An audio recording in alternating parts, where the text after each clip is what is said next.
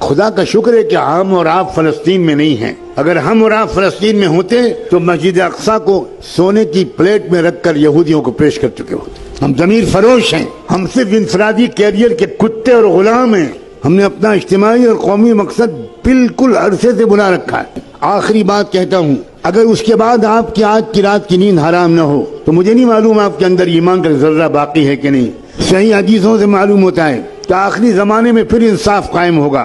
میں اس لیے کہہ رہا ہوں کہ پوری یقین سے کہہ رہا ہوں کہ نظام عالم بدلنے والا ہے. نظم عالم بدلے گا، نیا ورلڈ آرڈر آئے گا، ظلم کا دور ختم ہو کر رہے گا، انصاف کا دور قائم ہو کر رہے گا.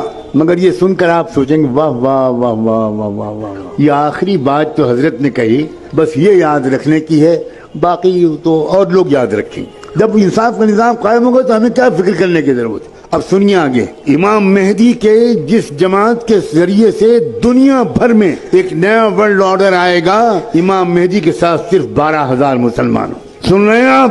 1 ارب مسلمانوں میں سے 12,000 اللہ تعالیٰ چھانٹے گا. اس کا مطلب یہ ہوا کہ 12,000 کو مائنس کر دیجئے، باقی لوگ اللہ کے نزدیک مسلمان ہی نہیں.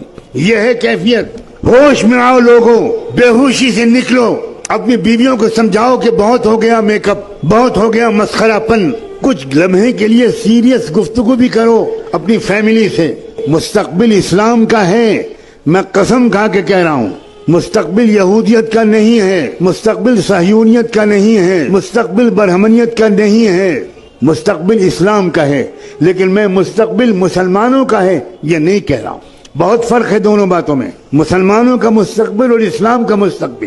بالکل ممکن ہے اور تاریخ میں پہلے ہو چکا ہے کہ اللہ ہم پرانے نسلی مسلمانوں کو ریجیکٹ کر کے نئی قوموں کو اسلام دے دے اور ان کے ذریعے سے اسلام کو غلبہ حاصل ہو جائے.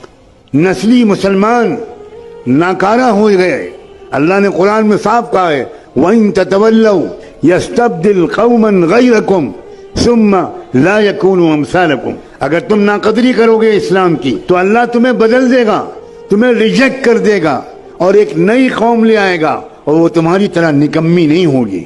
اور ہم دیکھ رہے ہیں ایک طرف مسلمانوں کے مرتد ہونے کا سلسلہ چل رہا ہے. آپ کی لڑکیاں مرتد ہو رہی ہیں. آپ نے جن لڑکیوں کو کالجوں میں بھیجا، ان کو موبائل دیا، ان کی تربیت نہیں کی، ان کے ساتھ نہیں بیٹھے، ان کو اسلام نہیں سمجھایا، ان کو قرآن نہیں سمجھایا، وہ لڑکیاں کیا کر رہی ہیں مجھے بتانے کی کوئی ضرورت نہیں. آپ اگر بے خبر ہے تو سوائے اس کے کہ آپ ماتم کریں ایک بار صبح اور ایک بار شام، اس کے سوا میں آپ کو کوئی مشورہ نہیں دے سکتا. اور ایک طرف کیا ہو رہا ہے، روزانہ کم سے کم 50 یا 100 غیر مسلم اسلام قبول کر رہے ہیں. مسلمان ریجیکٹ کر گئے ہیں اللہ تعالیٰ. جاؤ تم، جاؤ مندروں میں گھنٹا بجاؤ اور آؤ تم آؤ. اس غزہ کے واقعے نے ایک عجیب طرح کی فتح دی ہے. وہاں تو جنگی فتح تو ہو ہی رہی ہے، وہ قوم پوری کے پوری شہید ہونے کے لیے تیار ہے. سلام بھیجتا ہوں میں ان نوجوانوں پر، کیسا ہے ان کا ایمان و یقین.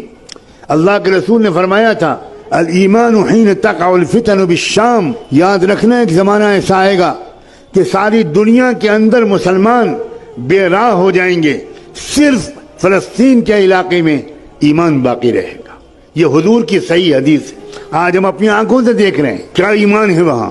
دنیا میں لوگ روزانہ بڑے بڑے فاضل امریکن، یورپین لوگ، سائنسداں، فلمی اداکار، میوزیشنز، اسپورٹس مین، لڑکیاں اور عورتیں، وہ صرف اس لیے اسلام لا رہی ہیں. وہ کہہ رہے ہیں کہ یا اللہ کس چیز سے یہ لوگ بنائے گئے ہیں.